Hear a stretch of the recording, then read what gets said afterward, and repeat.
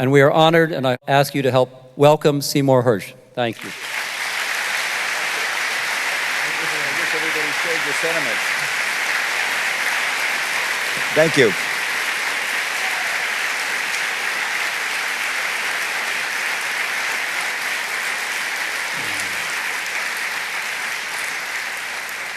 You'll be less happy when I'm done. Is this mic work for everybody?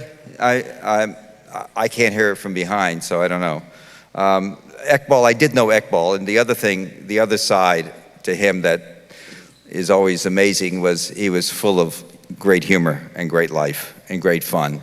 Along with all those wonderful things, he was just a delight to be with. And he was somebody, he was, as a young reporter, I got to know him in Washington. He was a presence there, like Noam Chomsky in my eyes, somebody with an enormous amount of wisdom about many things. His world, his Islamic world, and Pakistan. He was very ardent supporter of his country, very nationalistic, and very much against the nuclear bomb there, and willing to go there and say it. His voice was lost. I think about it. I was thinking about him today because I was thinking about something Noam Chomsky said, apocryphally. I don't know. He didn't say it to me, but in '61, when the Kennedy people showed up, when Jack Kennedy won the election, and all the Harvard types began to trot off to Washington, McGeorge Bundy, some of you know the great pantheon of unaccountable liars that we had in the Vietnam War. Chomsky is alleged to have said at the beginning, now, just as the inauguration started, now the terror begins, he said. And I can't help but think of those words now. Today, it's more relevant than ever. But it doesn't matter. Don't get despairing about Powell going, because the fact is, in the end, he was almost sort of the caricature of a self-hating man, I think. I'm making an assumption that I don't have any empirical basis to say that. He never said it to me. But he was devalued. And what you have now is what you had in the last two or so years since 9/11 anyway. I don't know what you'd call it. The word democracy doesn't creep into mind, but it doesn't matter. We'll survive. I guess the way to be, there's a great Richard Pryor joke that I keep on, that plays in my mind all the time. He's, you remember him, he's this amazing guy. The story he tells is he's in bed doing his wife's best friend in the bedroom, in their bed, and she walks in, surprised, and catches him and starts shrieking and yelling. He jumps up with a sheet around him and denies that what he was doing is doing, and eventually he says to her, "Are you going to believe me or your lying eyes?" he says. And so you had this amazing campaign in which George Bush was out there every night saying, the war is going well. We are winning the war against terrorism. And every night the American people could look with their lying eyes at television and see that, of course, it isn't. And the press, as Kerry began to move a little bit to be more critical of the war, the press became more critical. They could sort of come inside a little bbit. And you could see in the last month or so of the election a distinct swing in terms of at least Kerry, whose position all along was he could win the war better. His actual campaign was amazing to me, because he said, "I can win this war." He said in the debates, he said, "Mr. President," he said, "I can win this war. I can get the Allies to come, the French and the Germans, presumably to change the nationality of the corpses, and perhaps the color of the corpses. I don't know, maybe some third world countries would go in. I don't know what he was thinking about. I can improve the Iraqi army and I can improve the Iraqi military," he would say. "And I would do more, Mr. President," he'd say to Iran. "I would not let Iran get away with its excursions in the nuclear technology." And he would espouse this view, which is by any standard an extremely conservative view for a Democratic candidate. And then the President, Bush, would then say, "Liberal, liberal, liberal." So it was all sort of madness. And the important thing about the election that I don't think is said is this. It's, yes, Kerry was a lousy campaigner. And yes, there was a moment there at the end, in the last few weeks, when he began to get going critically of the war, talking nuts, forget what he said about winning it. He was talking about the mistakes made, and it was clear the election was close. And what did George Bush not do? He didn't back down for a minute on the war. Even with his presidency at stake, and I think this is really interesting, given where we are now and given what's going to happen, I believe, he didn't back down for 1 minute. He said, I couldn't think, in response to the direct question he couldn't think of a mistake he made. His vice president said we do. Cheney said we do everything exactly the way we did. What I'm positing is this. He risked his presidency on that war. That war means an awful lot to him. The war in Iraq is it's not just some device. Michael Clare here has written eloquently and about oil. I would disagree with him in this area. I think this president truly is not driven by Israel or oil and what he's doing in Iraq. Of course, they're terribly important considerations, very important. But the core thing for him is he believes in what he's doing. Whether he's a neoconservative or what, he's not lying about what he says. He believes it. And I do think he risked this. He could have moved to the middle and gotten an awful lot of votes. He could have moved in. A lot of people were on the fence about him because of the war and the prosecution of the war. And he chose to stay out there. In my book, and this is why this is a uniquely sort of frightening time for all of us, and a time in which, I can get a lot of credit for being a journalist, but the reality is I'm not sure nothing really matters, because as much as I think I'm wearing the white hat for writing sort of in the New Yorker an alternative history of the war in the last 3 or so years, since 9/11 anyway, taking a lot of exception to what he does, I'm absolutely convinced I'm wearing the right hat. I think George Bush also thinks he's wearing the white hat. He's just as convinced of his virtue as I am of mine. And here's how it plays out. He is going to keep it up. This is not, let me redefine some things for you. I think many of you, I'm just giving you some different ways of looking at it. Forget the word insurgency, that's wrong. It's not an insurgency. An insurgency suggests we won the war and an opposition began, a guerrilla opposition, and we're now fighting a group of in opposition, sort of a guerrilla group. We're doing counter-guerrilla or counter-terror operations. The people we're fighting are the people we started the war against. We're fighting the war. This is the war. It's just not fought on the terms we all recognize in America, because it's a different culture that we don't pay much attention to. And haven't, at least the people in Washington don't, the people running the government. The people that are running this war, basically Sunni Baathists, now aided and abetted by an incredible array of nationalists, people that whatever their feelings were about Saddam and the Sunni party and the Baathist party and whatever intolerance there was in terms of religion, gone. Because any of you know from history, you tell me a time an occupier has won a long-standing war. Almost impossible. We're an occupier, and so we've turned a lot of potential allies of ours, some of the Shia, some of the other tribal factions, they basically have joined in what we call the insurgency. It's a war.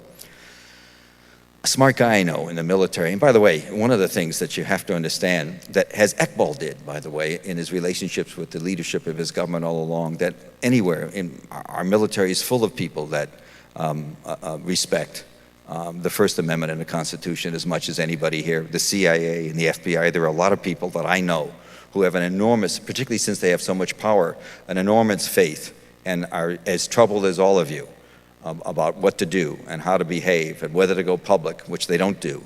And we can talk about that later. I don't have an answer for why we don't have a 4-star general that knows we can't win this war speaking, but they don't. They'd probably be pilloried by the press first at this stage. Anyway, far from being a hero, treated as a hero. So this is a guy that, in my book, believes very much what he's doing, and some concrete facts that are hard to get at. First of all, you should know something about Fallujah. Fallujah is not just some city. It's the capital of Sunni Wahhabi. Wahhabi is one of the most fanatical factions of religion in the Sunni religion. There's a whole, obviously it's complicated. There's many different aspects to the Sunni religion, but Wahhabism focused in Saudi Arabia is very, very stern, very strict. The mosques there that were destroyed by us range in age, 3, 4, 5, probably more, hundreds of years of age. It played a terribly important role when the British overran everybody in 1920. It was the place where the Sunnis stood up the most against the British, has a famous history of tradition of standing up for independence, for internal values. And we've basically committed ourselves to continued Saudi support for what we call the insurgency. I'll just say the insurgency, because it's too hard to, it's the Sunnis and the Baathists minus Saddam and a bunch of leaders and nationalists. And they've cut across, the opposition has cut across all strata. It's a complete, they're in basically total control. My friends in the intelligence community tell me north to south, east to west, they're basically in much more control than anybody else. There will be not, unless we have fake gerrymandered elections, there will be no elections there in January. It's impossible. And it's equivalent to having an election here without California, New York, and New Jersey and Pennsylvania voting. It can't happen.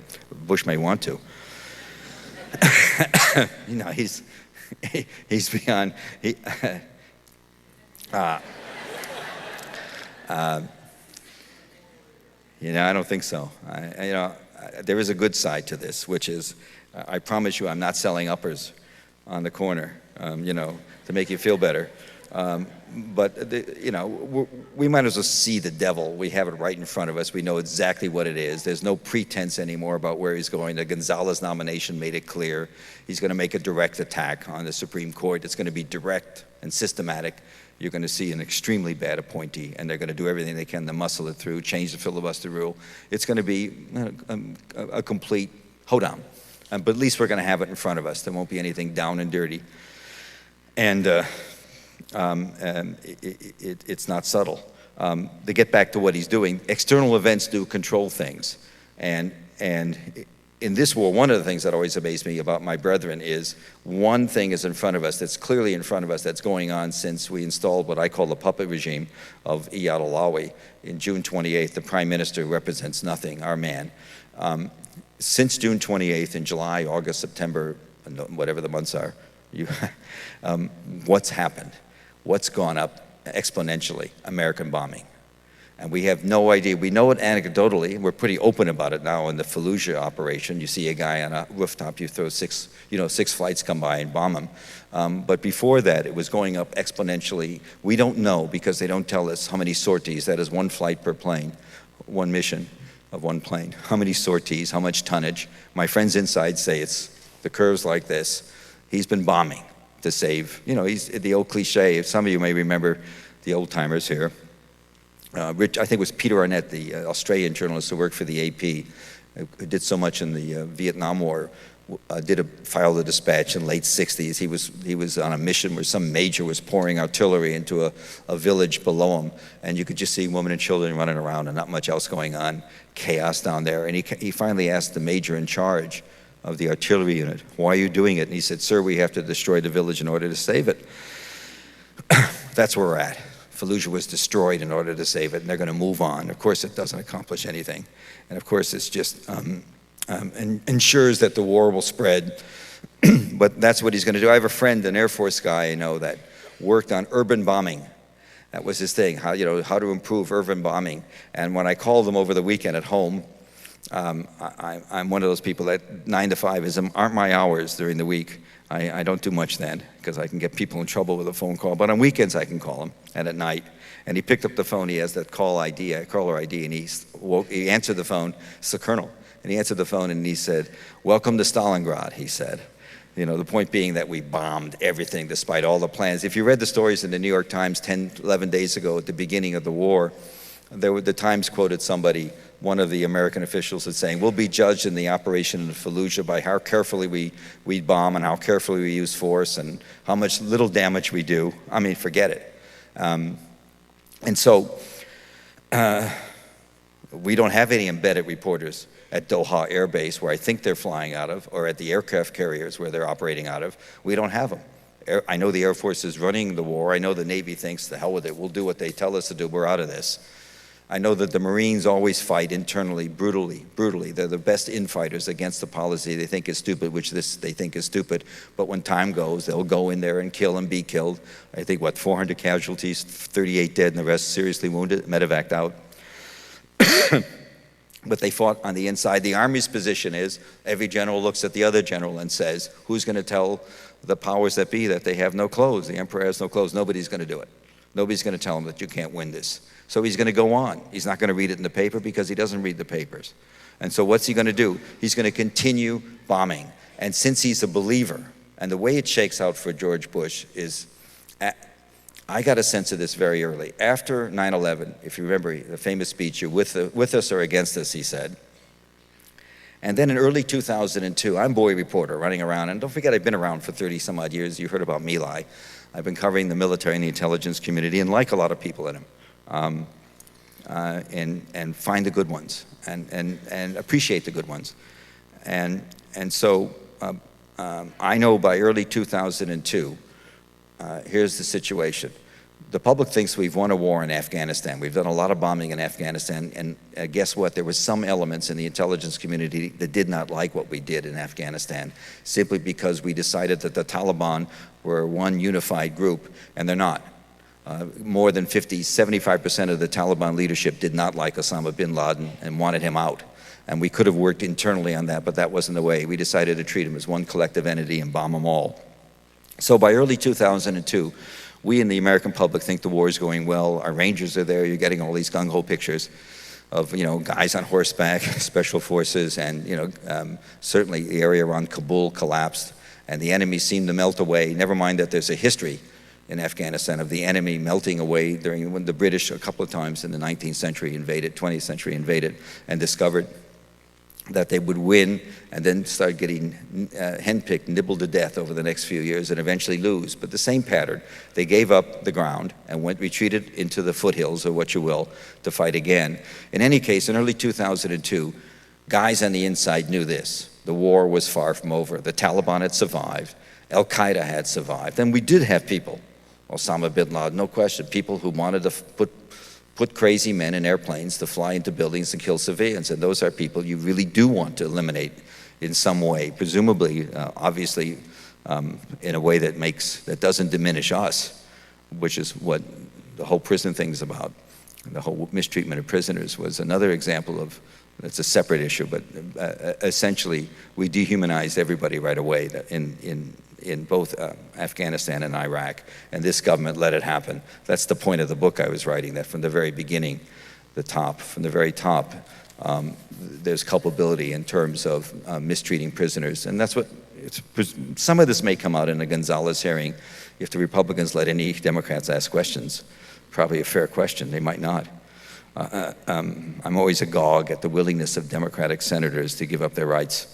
Anyway, so in early 2002, guys on the inside, here's what's going on. This president decided to go to Iraq very early. February or March is the 2002, and everything for the next year. I don't know what game he was playing. I don't really understand how he thinks, but people who worked with him on the inside knew that after March of 2002 was not a question of whether, it was just a question of when. I'm talking about the National Security Council. And one of the things he began doing with the war very unsettled in Afghanistan, despite the public applause, he began to start authorizing Rumsfeld. And Rumsfeld, Cheney, and Bush, you've got to think as one unit. That's what it is. There's no differentiation. There never was. The idea that Rumsfeld would get fired after Abu Ghraib was a hoot. He's in it. They're all in it together. It's the chronology, we can get into that, but they're together. They're together all the way. Powell wanted to stay on for a few months to try and cut into that, but he was driven off. He wanted to stay, not for long, but for at least 3, maybe more. He was wanted in a way. He and Rumsfeld were the true sort of competing issues, in which Powell always lost anyway. And the Rumsfeld we see now isn't the Rumsfeld I knew, by the way. He's this strange sort of maniacal person. He was different 4 or 5 years ago. I don't know whether 9/11 threw him over the top, or the taste of blood, or whatever it is. I just don't know. In any case, early 2002, we start secretly moving units our commando units, our SEALs, our Delta Force. The British are with us. They have something called the small boat units. They're commando units, and SAS. They're ultra commando, sort of secret units. We start moving anybody who has Arabic language out of Afghanistan into the Middle East, into a staging area, early 2002. And guys go nuts on the inside. And then it becomes clear that these guys, and the neocons we call them, the neoconservatives, this is the group of extreme right-wingers. They come out of two strains. Part of the neoconservative strain, I think, Jeane Kirkpatrick, the whole notion of democracy was the way you would fight the Soviet Union and its republics, its satellites, with democracy. Max Kampelman, the whole Helsinki movement, the whole idea of trying to use democracy as a wedge to hurt the Soviets. That's one strain of the neocon. Another one goes back to a lot of intellectual blather, dealing with Cold War, turning against Russia, the disillusionment with Stalin, James Burnham, National Review, a guy named Max Shachtman. Some of you, I'm sure, have tracked this. The old Socialist Party, a lot of internecine warfare that ended up with a lot of extremely conservative people believing that in the middle 90s, getting together and believing that the solution to world peace would be to take down, somehow they fixated on Saddam and began writing by 91, 92 on Saddam had to go.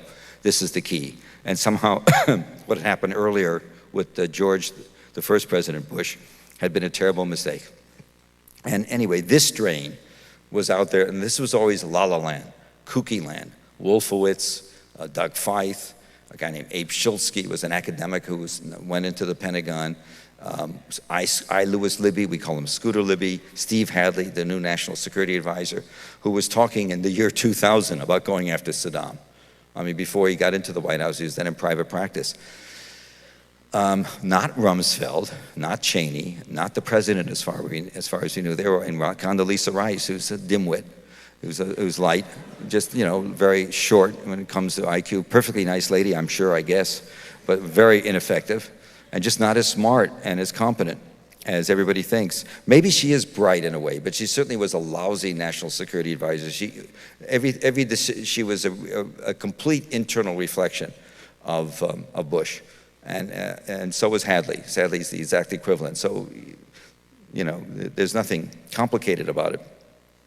It's amazing government. He's got a group of people around him that put him into an unending war with horrific casualties, with disastrous consequences for most of the society that we're in war with, enormous troubles in Europe, and he promotes everybody. I mean, that tells you that everybody gets promoted who's been responsible for this war. It's amazing. It's just amazing. It's very upsetting, actually, and a little terrifying, too, because as I go on. So in early 2002, you have this internal notion by the neocons who somehow convinced Bush and Cheney and Rumsfeld. Maybe they believed it all along. It's future historians are going to have to unravel this. I don't know how Bush joined in. It could be that before he got into the White House, there's some anecdotal evidence that he was talking about going after Saddam and undoing what his father did in some sort of Freudian thing, but I don't know. We just don't know. But in any case, in early 2002, he joins in. He agrees. And so here's the fight on the inside. You're pulling people away from a war that's much more important. It's the war on terror for a lot of people. It's against bin Laden, it's against Al-Qaeda, and elements in the Taliban that support them, where you're not doing well. You're pulling them away. And you're bringing them into the Middle East because you're a staging area in the Gulf, because you're going to start a war against Iraq. You're going to just worry about the problems all along. In the beginning, the fight was that these guys thought you could go into Iraq, never mind with this force that we now consider to be too weak, 138,000. They thought you could do it with 15,000 troops. They had this man, Ahmed Chalabi, telling them everybody is ready to fall. They had their own muses they were listening to. And there was a serious fight on the inside throughout 2002. The White House position essentially was 10, 15,000 troops, some special forces, a little bombing, a lot of American flags. Saddam would go. We go in, Saddam goes right away. A new government emerges, and this is in 2002. You ask the question to people, well, how, who, what new government? And they say, well, the best guess we have is these guys, Wolfowitz, etc. They watched Milosevic leave Yugoslavia, and the government stayed intact. What was it called? The Velvet, what was it called, that revolution? The Velvet something. Anyway, and they possibly believe that was going to happen in Iraq. And then democracy, you see, in their world, democracy would spread. I've been saying on television and radio, as going around pimping my book in the last couple of months, I've been saying that democracy would spread like water coming out of fountains throughout Baghdad, throughout Syria, throughout Iran, throughout Saudi Arabia, occupied Lebanon. They always call it occupied Lebanon, the neocons. They don't like the Syrian influence there. And then you see, once that happened, you'd have a democratic center, Middle East, and the oil would be safe, because the oil wouldn't have to be owned by American companies, but whatever international companies were there in Iran, which is the second largest holder of oil, second largest reserves in the world behind Saudi Arabia. The oil would be safe. You could get 4.5 million barrels a day, keep the price low. And Israel would be safer because in their thinking, the Palestinians would have lost their big allies in the Middle East, Iraq, Syria, Iran, their allies, the Saudis. Without those backers, they would have to sue on far less qualitative or quantitative, and they'd have to want a lot less from the Israelis. It'd be much easier to get a deal. That was the vision. And this president believed in it. You can call it idealism. He believed you had to start in Iraq rather. He authorized it. And inside, in early 2002, and this is what I'm watching from inside. Inside, if you agreed that the road to ending international terrorism led to Baghdad, if you agreed with that, you were a hero and you were a genius in terms of the government, and you were rewarded. Promotions, advancements, like the people that have been rewarded in the last few weeks, just the last week. The world was yours internally, bureaucratically. If you disagreed, if you're some 3-star general admiral working on the Joint Staff, or a senior CIA analyst, or somebody in the State Department Intelligence and Analysis Branch, and if you thought this was total whackdom, just wacky, and you told people what you thought, Iraq, are you nuts? There's no case, there's no evidence, and don't believe everybody believed there was WMD. I will tell you right now, the State Department believed there was no chemical, but the notion of nuclear weapons was widely debunked throughout many elements of the community. The State Department, absolutely, their intelligence sources said so, many in the CIA said so, many in the Department of Energy, which has a very sophisticated, they handle all of the proliferation intelligence. You've all heard of Sandia, Los Alamos, Livermore Labs. They have super secret areas that do nothing but proliferation. They all agreed no nuke. The UN inspectors, who we now know were much more competent, and they were at the time, many thought so too. They believed that. The International Atomic Energy Agency in Vienna, the IAEA we read so much about, they thought so too. It wasn't the idea that everybody accepted it. I'm talking about in real time in 2002, there was a great debate. But if you disagreed, if you said this is wrong, you were exercised inside. And I'm talking about early 2002. You didn't get promoted. You didn't get good reviews, you know, in the military and also in the State Department. You get little individual handwritten comments about how you behaved or whatever it is. What's the word? Evaluations, I guess. You also, if you had a peer or somebody subordinate who said what the White House wanted to say, he got promoted. He also got FaceTime. He got to go to the meetings with the Secretary of Defense or the Secretary of State or at Condoleezza Rice's office or what they call the Deputies Committee. They got the FaceTime. You were just left hanging. And so you don't have to go to the CIA in 2002 and 3 and 4 and say, we want you to do it this way. That's always been a misnomer, people looking for influence by the White House. The White House did it its own way. They made it very clear, very early what they wanted. And the bureaucracy is nothing but but responsive. People inevitably will stop fighting and give it the way they want it, because particularly since everybody wants advancement. If you're a diplomatic person, you want to be an ambassador. If you're a colonel, you want to be a general. If you're a 1-star general, you want to be a 2-star general. This was what's going on in 2002.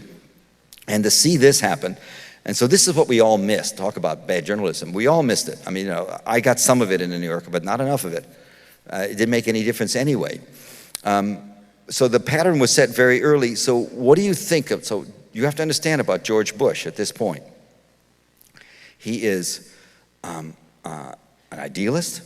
He's going to get this done. He's a utopian. You can call him utopian. To use a word that Wolfowitz would use, but Bush doesn't understand. He's a Trotskyite. He believes in permanent revolution. He believes that you must do this. I don't know whether God's whispering in his ear or his father's shadows whispering in his ear, but he believes in this. He believes we must have democracy in Iraq. And I was saying before the election, obviously, if he wins, he's going to bomb him to death, and he's bombing him to death. He doesn't care, you see, how many body bags come in, because that's not relevant. In his vision, his destiny is tied into the long picture of making Iraq democratic. And if we have to suffer now, and if the body bags to another 1,000, we're up to 1,200 already or something like that, getting above 1,100, I think, 38, as I said, in Fallujah alone. It doesn't matter. He's going to make it happen. He's going to have a democratic Iraq. And there's nothing in my book more dangerous or more terrifying than an idealist who's completely bonkers and doesn't know it. And nobody's going to tell him. And this is serious stuff. This is where we're at. We are at it. We have a president that has his own marching. He listens, as I said, to his own muse. And I don't know if we in the press can stop it. We haven't done a good job. If we suddenly turn on a dime, it won't make a difference because he doesn't pay attention. He's written us off. He doesn't care what we think. Clearly, he just doesn't care what the New York Times, Washington Post, the networks. He's got his Fox. He's got his cable. He's got his moral majority. He's got people afraid, as Jon Stewart said, of boys kissing boys. And he plays on that. Although I think this election was lost because of a bad Democratic candidate, never spelled out the issue. What do we do? What's going to happen? Well, the one thing that may save us all, and we should be glad in a way, I think, that Kerry didn't win, because he'd find it impossible to govern, particularly since he would have supported the Fallujah operation. He wouldn't have had the gumption to stand up against it. He would have divided the party. His own party would have been fractured. And it would have been a minority party, would have been, I think, in a funny way. I say this only because you have to deal, as the song says, you got to play the cards you have. I think we just have to decide that we're going to have to let events trigger it. One of the things, there are a couple amazing things going on in the world. First, Europe. Europe's against us, and that's not inconsiderable. You heard, some of you may have read today, Chirac has been telling, and he's been in London recently, just blasting away at this president and at the war. It's unjust, it's wrong, he can't win. Europe's going to do something collectively against us. They're not going to tolerate a wild American. Europe is 3,000 miles closer to this craziness in Iraq. They do not want chaos. The French, the Germans, Brussels, Amsterdam, all these countries have enormously volatile Muslim minorities. The French have been mishandling it from the beginning. Remember the whole thing with the kerchiefs in schools, headwear in the schools, among the school kids, Muslim school kids. They've butchered this already. A continuing war that leads into chaos is not in their best interest. So they want to do something to settle it. And they will move collectively. They'll organize in some ways. The American dollar's in big trouble. I don't know how many of you, it's very sophisticated to track the dollar and its consequences on the budget and on American society, but the dollar's falling. And the Chinese own roughly something like $1.2 trillion of our debt. They've been buying the debt. My friends tell me there's going to be a big move to stop buying our debt, and that the French and the Chinese eventually will be the first to break away and start buying oil in euros. So they're going to devalue our dollar, which in the long run is very unstable, destabilizing. Ask anybody who runs a hedge fund, any of your friends that has a hedge fund. We all have friends with hedge funds, right? But as a journalist, I know people who run hedge funds, and they're all telling, all the billionaires are telling other billionaires to get out of the market and start buying overseas, buying either foreign currency and foreign stocks. They see a lot of economic problems coming. We have no cash. The collection, for example, the estate tax that he's killed, which is a tax that affects what significant percentage of the upper class, 1/10 of 1% at the top, is a real burden on them. It's gone down. We've collected $18 billion a couple of years ago. We're going to get $12 billion this year and soon be down to nothing. This is one of his tax cuts. He's basically changed, I'm not telling you anything you don't know, he's changed the tax system from upper middle class to lower middle class. Just changed the burden without it really becoming an articulated issue in the campaign. That drove me nuts. So the Europeans, the other thing that's important to know about what's going to happen in the next few months is Europe and the Middle East has given us a pass largely. We elected this yo-yo in a close race. And then after 9/11, we didn't foresee 9/11. We didn't foresee his behavior. And so the American people it was always seen as, you Americans, you poor guys, you have this crazy president you have to go along with. You know, he's your president, but you'll get rid of him. I think the election shook up everybody. And I think from this point on, Americans are going to be considered more culpable generally. The division that a lot of people, particularly in the middle class Middle East rather, the division they have between Americans who support and don't support is going to be sort of diminished. You could see more violence. I don't want to be a purveyor of scare talk, but you could see more casual violence, unprincipled, indirect violence against Americans abroad. You certainly will see continuing. One of the things, go on the internet and check it out. Disney in its new theme park outside Paris is going down. Large American corporations, some of the car manufacturers that do a lot of business, Americans that do business abroad, going down. You're going to see a distinct it's going to be a matter of national pride not to buy American in many parts of the world. So you're going to see dwindling business for our corporations, lack of income. And the other thing is eventually somebody in Europe, the German prime minister has he's got an election against a conservative woman, a very conservative woman. He'll win. Once he gets that under his belt, you're going to see the Germans begin to lead with the French an effort to change the interlocutor between Arabs and Palestinians, between Israelis and Palestinians. I think you're going to see finally Europe saying, we're sick of America being the sole people brokering this alleged peace between Sharon and the Palestinians, and we're going to see some serious efforts made to change the names of the players, get Bush out of it. This is all big stuff. Well, I'll tell you on what basis I talk, just so you know this. I travel a lot because that's what I do, and I do talk to foreign ministers and the heads of foreign intelligence agencies. I can get to them much more than I get to my own people, and so I have heard this at the various highest level, that this is something on the agenda. Nobody wants to talk publicly now about it because, of course, it's so threatening and it's so disruptive, and the Israelis will go batty, and you want to keep some, and you can't do it anyway. You have to be politically strong enough. And Germany right now isn't. Chirac probably is. He's moving that way. Talking that way increases his standing inside France. I'll give you an example. The book I did was published simultaneously in about 10 European countries. It's amazing. Guys staying up all night to translate because that's how anti-American they are over there. It's really deep and profound. And we're looking at a picture where I think we're going to see is continued warfare. As you know, this is not a war done and run by the jihads. That's a canard. A very small percentage. The Baathists always hated jihadists. That's always the way it's been. I was in Syria about 4 months after the war began, and I saw the president, who was very much underrated. I don't think I'm shocking you by telling you there isn't an American I know.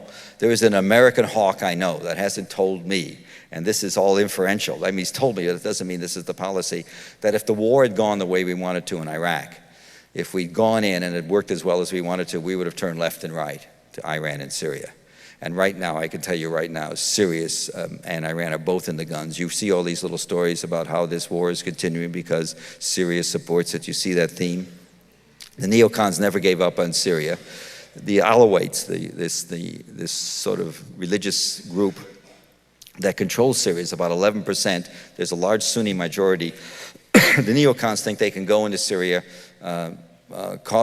invade, and the government would fall like this, and the Sunnis would take over, which would get a Sunni government there, put more pressure on Shiite Iran. They really believe this. They believe that the young Assad kid would go down in a minute. Meanwhile, that's what they believe. And what the reality is, it turns out, makes no difference with these guys. The dismantling of the CIA is more important. It's not just about personality. It's about making sure there's no dissenting view. and just making it bureaucratically impossible to have a dissenting view. So you can have a view that goes from the Pentagon into the White House without any significant dissent. And I'm actually a plain boy reporter in this area, and I can tell you there's much more to it, but we'll see. It's bad enough as what you get. It has to do with who's going to do operations in the future, that kind of stuff. What are we going to do, and who's in charge of secret stuff? And it's a mess. But it's a mess the playing field's tilted towards the White House and the Pentagon, and so it doesn't matter that many of the people who know that part of the world and the government think they're absolutely insane to think of doing something in Iran, and we can't find their nuclear facilities. Iranians have been false carding us and dissembling about what they do and hiding it and building Potemkin villages underground. How are we going to be sure we're going to get the right facility? Anyway, that's one of the issues. And with Syria, they really think they can take it down with just a quick invasion. I'm just telling you that I'm not saying this is on the drawing board, but I know this is in the wish list and has been. It's what we don't know that's amazing. One of the guys I was talking to, when I was in Syria, I saw Assad, and I saw his military people, and I saw a guy named Mustafa Talas, who's been defense minister for 40 years, sort of wacky old-timer. Took me to see his pornography collection. But anyway, and by the way, Damascus, please don't bomb Damascus, Bush. It's the old city of Damascus is one of the last most astonishing places in the world. And Americans are totally welcome there, despite what you might think. You're totally welcome there. Nobody wants America to come bomb it. But anyway, what happened when the war began, they're so hostile in Syria, where the Ba'ath Party is, in Syria and Iraq. They're so hostile to jihadists, Shiites. There are Shiites mosques throughout Damascus who, when the war began, the Americans attacked Iraq. They generated 2,500 volunteers, young kids, martyrs, to go fight on behalf of the Ba'ath leadership, Saddam. And Syria and Saddam did not get along during the war. And the Syrian leadership was delighted to get rid of these 2,500 troublemakers. They got buses and they bust them in. And when I saw them 3 or 4 months later, they were still steaming mad in Syria. As much as they didn't like these young kids, these Shiite radicals, they also were Syrians. And the way they were treated by the Iraqis inflamed everybody. They were shoved in front of the Americans. Most of the Iraqi forces retreated, and they put the jihadists. Think of John Walker Lindh, the 20-year-old kid, the hapless kid. Think of 2,500 John Walker Lindhs. Who do you think was fighting in Jalala? Who do you think was there? It was the 19-year-old kids who crossed the borders, given a Russian weapon, AK-47 or whatever it is, Kalashnikov. How do you pronounce it? Yes, give him one of those weapons and a turban and said, "Go stand up in front of a truck, an American tank." That's who was fighting the war, not the leadership. And in any case, in Syria, they were enraged at the way they were treated. Their kids were treated by the Sunnis. Sometimes shot, put in the front lines, sent home, dismissed. I mean, the idea, we simply are so... One of the things I read is when I travel a lot, so sometimes I read, there's a mystery writer named Mankell. I don't know, one of these Swedish cops. It's a standard Swedish cop. He's an ex-alkie, divorced, unhappy, disaffected child, typical Swedish policeman in all these movies or all the books you've read. Everybody's read a Swedish mystery or two in their life. Anyway, and the thing about his mysteries, Mankel, I don't remember his first name. They're being translated now. They're sort of a new wave book. They're long, but they're great. And what happens is a crime scene. And for 2/3 of the book, so 3/4 of the book, he's looking at this crime scene, and there's something in it that doesn't click. And finally, at the end, the denouement, it clicks, and he unravels the crime, and And so I read the first Woodward book, Bush at War, which is, whatever my disagreements with him about going top down and all that stuff, it's very invaluable to get an inside account. And this was Bush allowed Woodward to get access to all of the meetings as they discussed from, of course it was filtered and sanitized, but still he got a great deal of stuff. All of the meetings between 9/11 and March 2003, when they went to war, 18 months. And so you read the book, and I'm walking along saying, what is it in this that I'm missing? And here's an account of all the top-level deliberations. Finally, it dawns on me. Nowhere in these meetings as they're going to war does Cheney or Condoleezza Rice or Powell or the president say, so guys, he's got all the minutes of all these meetings, you know. Guys, what's with this Muslim stuff here? And can I get a paper no more than 3 pages maybe on this Quran? And what is it with it? What it is Bush's idea is that they want what we have. That's why they're doing this. And essentially it's a little bit of the Satan, you know, equals Muslim, you know, that stuff that the General Boykin, who's very big, by the way, in the war, he was not retired. He's working for Rumsfeld directly or indirectly through an aide, running the prison stuff, by the way, General Boykin, the general who said, publicly equated at a church, Satanism with practice of followers of Muslim. Anyway, does anybody do anything amounting to any sort of intellectual appreciation of the Muslim world that at least I could see? It doesn't mean it's not out there. They have Bernard Lewis running in with his mad theories about culture wars. He's been pretty much discredited, but 3 years ago it was hard to get people to say tough things about Bernard Lewis. The New York Review now goes up and down his back, thank God. But anyway, what can we do? We wait for external events. You cannot win the war, folks. We have no intelligence on the war. We don't know what's going on. A year and a half ago, we know this much. The insurgency was 2 or 3 people operating. Now we know it's 10 or 15 man groups larger. We still can't find them. We don't know what they're doing. We don't know where they are. When they bomb something, we know about it afterwards. This is a reality. Somebody said to me, one of the most stunning things, one of my friends described it as, he mentioned the chaos theory the other day, and he said, it's like, 500 fish in a school suddenly all break at the same time and go someplace. And it's on April the 7th or 8th, 2003, as the 3rd Division, with Ted Koppel embedded, was racing in with no opposition into Baghdad, and we discovered Baghdad, there was no fighting. There was no street-to-street fighting. Remember, we were all ready for a street-to-street fight. Well, our National Security Agency, which monitors whatever cell phones are operating, whatever satellite phones are operating, other forms of communication, they were using a lot of motorcycle drivers to communicate. But we were monitoring it. We had a sense of where a lot of people were, and we knew, because we have our boys in there. And by the way, our boys, our Delta Force and SEALs, were inside Baghdad before the war with who else, among other countries? The Germans are the ones that Rumsfeld described as old Europe. The Germans, who had long been our allies, were there with us because they do so much business in Baghdad. They knew Baghdad, so they had some of their special commandos were with our people. I just say that to make the irony of attacking them as not being not being our buddies. When they were there with us. And we knew that there was supposed to be street-to-street fighting. They had arms and weapons on every street corner. Nothing happened.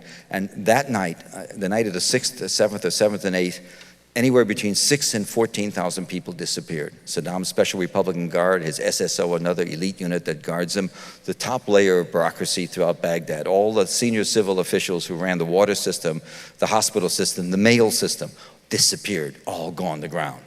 Obviously pre-planned, obviously very much pre-planned in the sense that Saddam, we now know that Saddam did plan, obviously, even before 9/11. He had an extensive plan for going to guerrilla war in case we invaded, because that was always something we talked about doing. And so, in any case, we can't figure them out. We're not going to figure them out. Somebody said, we play chess and they play Go. And so, somebody inside said to me, so we haven't done anything to increase the possibility of getting a handle on what's going on inside the country. All we can do is lose, which means all we can do is bomb, which means all that'll happen is the Kurds in Kurdistan, which has already gone into Mosul with our support, the Kurds may end up taking Mosul and Kirkuk, the oil-rich areas that are controlled now by, theoretically, by Sunnis, Arabs anyway. They'll move in and maybe declare a separate government. If they do, Turkey might do something. Civil war will certainly break out.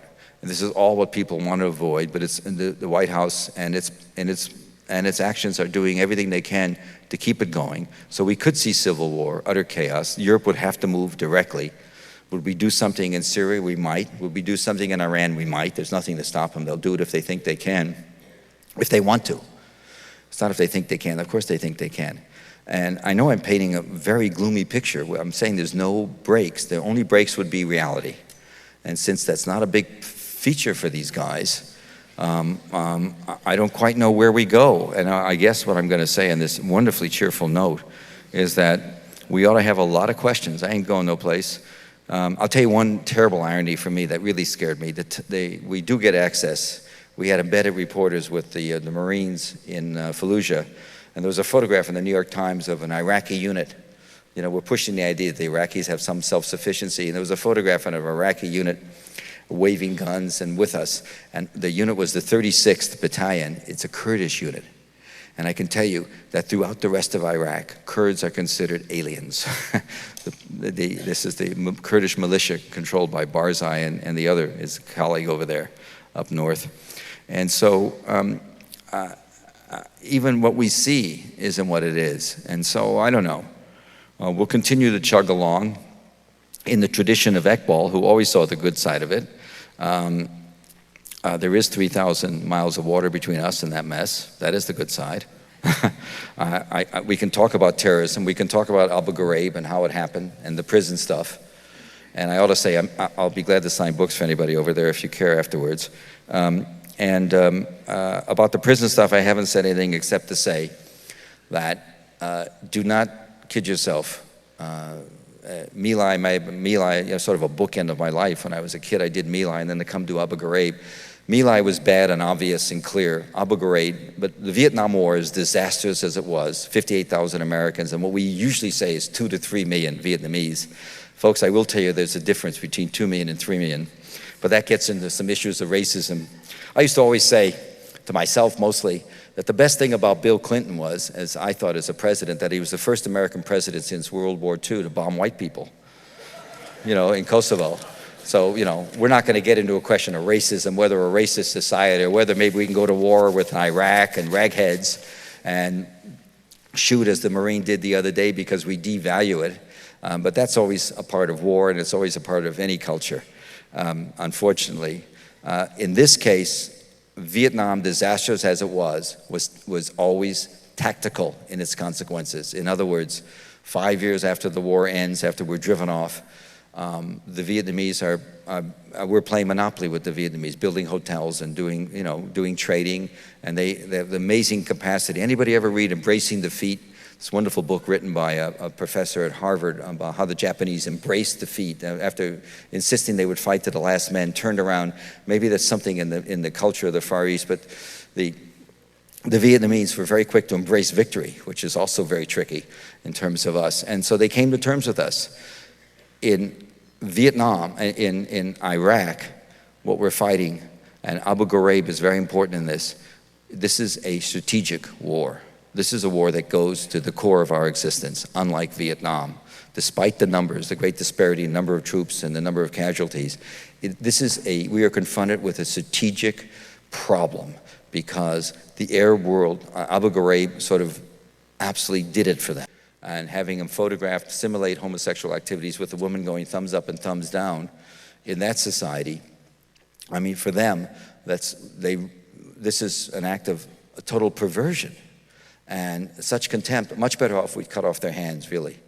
I don't mean to diminish it. And the enormous lack of respect, whatever sense of we came out of our well-being and our society and our being a haven for people in Europe and the rest of the world as a country of freedom and respect for individuals, whatever we had in terms of being perceived as a moral nation disappeared in a funny way with Abu Ghraib, at least for the Middle East. They don't see us that way. I think we all know the real problem we all have is that the Bush people have diminished America's sense, the sense of morality and the sense of what we are for much of the rest of the world.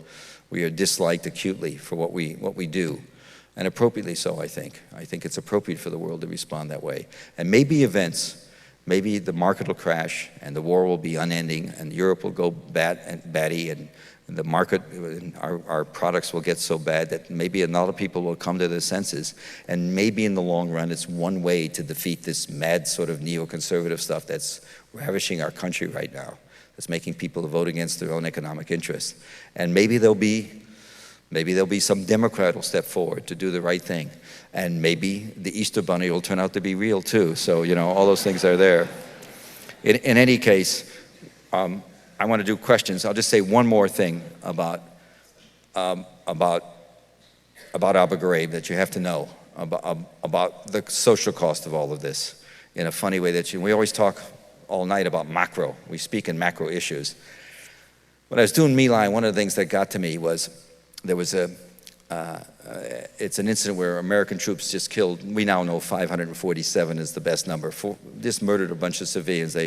These kids had seen no combat and thought they were finally meeting the enemy. They'd been nibbled to death like our soldiers get to be nibbled to death in Iraq by landmines and snipers, and never have a stand-up fight. Inevitably, they turn their anger on the people near them. So they went into a village where they expected to see enemy, murdered away, and just murdered. What was interesting, the African-American and Hispanic kids, about 40%, were either black or Hispanic, they fired, but they fired in the air.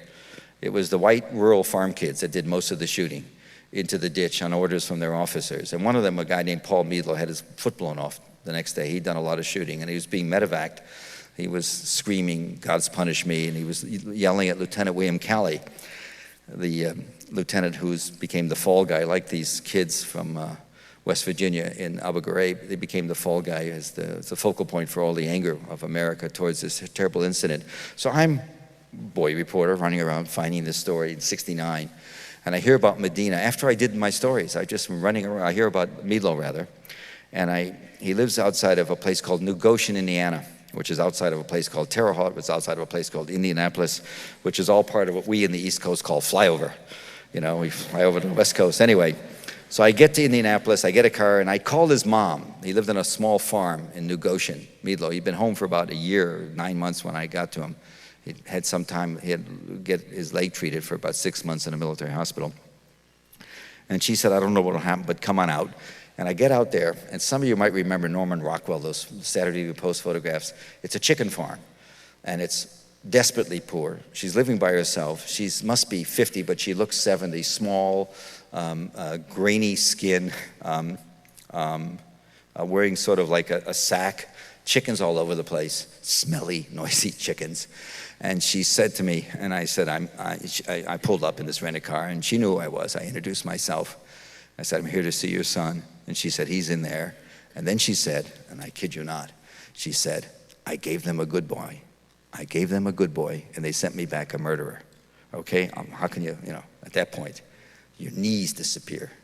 And, so flash forward 35 years. I'm doing Abu Ghraib for the New Yorker. Get a call from a mother. And she calls because her daughter was in a military police unit. Now, the military police people in Abu Ghraib, you see, weren't military police in the sense that they were they were traffic cops. They were in a reserve unit.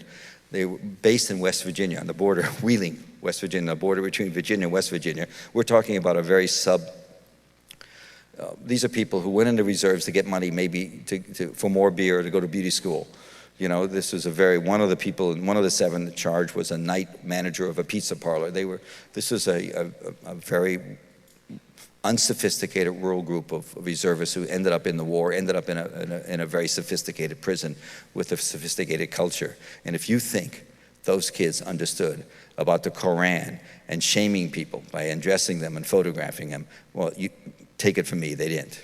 That was something that was brought in from above. They were told what to do. But anyway, the mother calls me because her daughter had come back, and here's the chronology that's so interesting.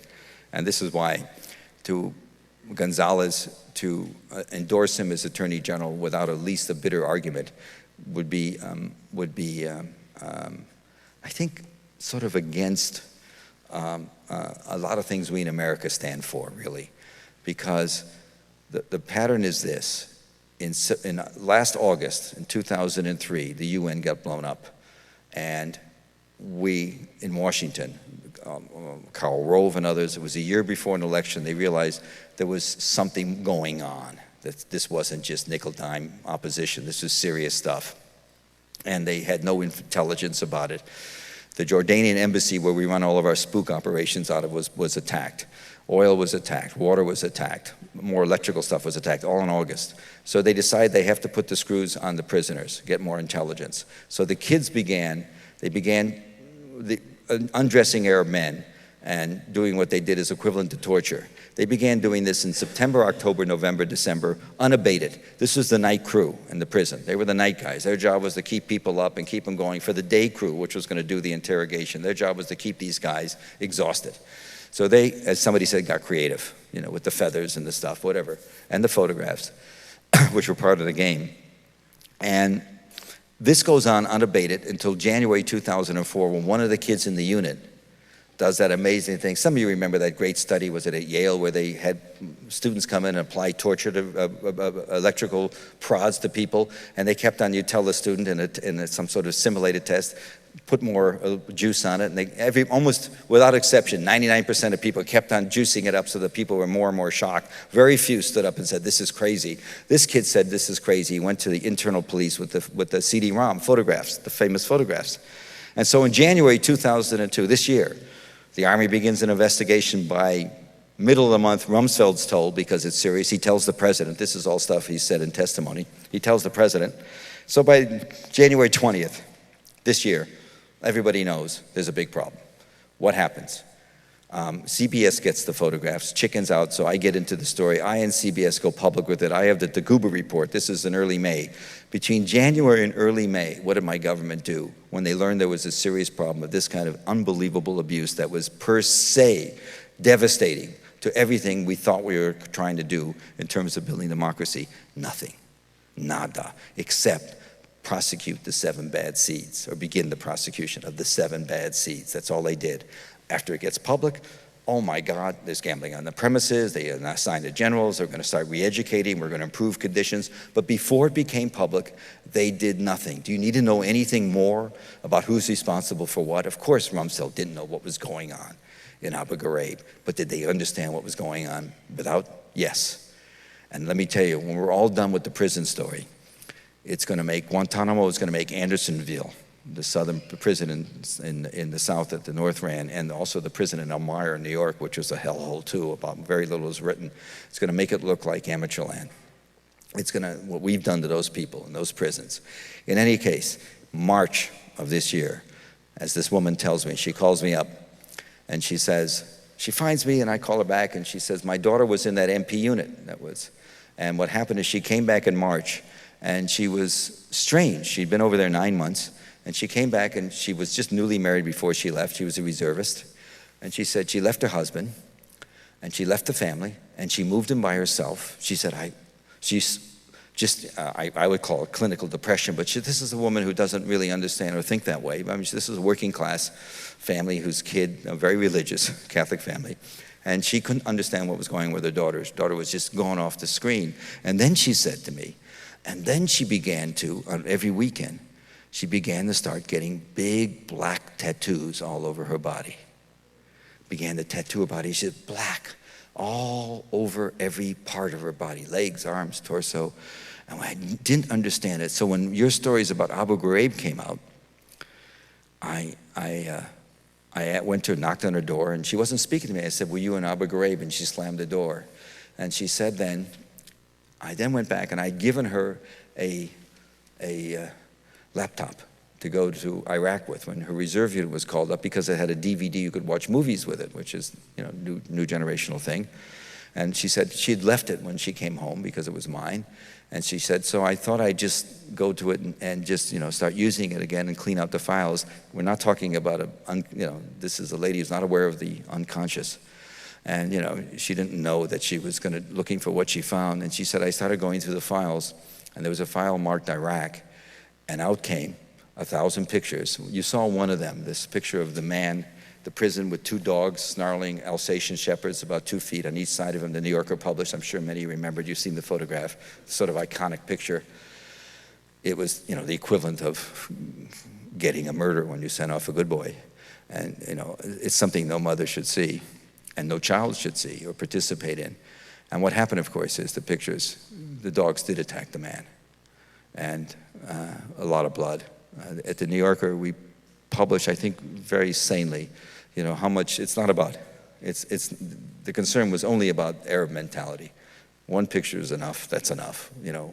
Everybody will know what's going on. You don't have to be explicit. Because in the actual writing, I told what happened. You don't have to show this scene. I'll leave it for you to decide where he was bitten. But where the blood was from, I don't know. Anyway, and so on that level, we're dealing with an enormous atrocity. And, yes, the soldier, the Marine who seemingly did an unprovoked crazy thing the other day in Fallujah. But I come away from working with the My Lai kids a lot, and I'll tell you what I ended up thinking when I was done with all these kids at My Lai who did all those horrible things, that the kids there were as much victims as the people they shot. And so, in a way, I say to focus on him, forget it. It's a much bigger picture. What's he doing there? Why is he there? How could you be fighting a war when everybody hates you and you can't win it? I mean, those are impossible conditions.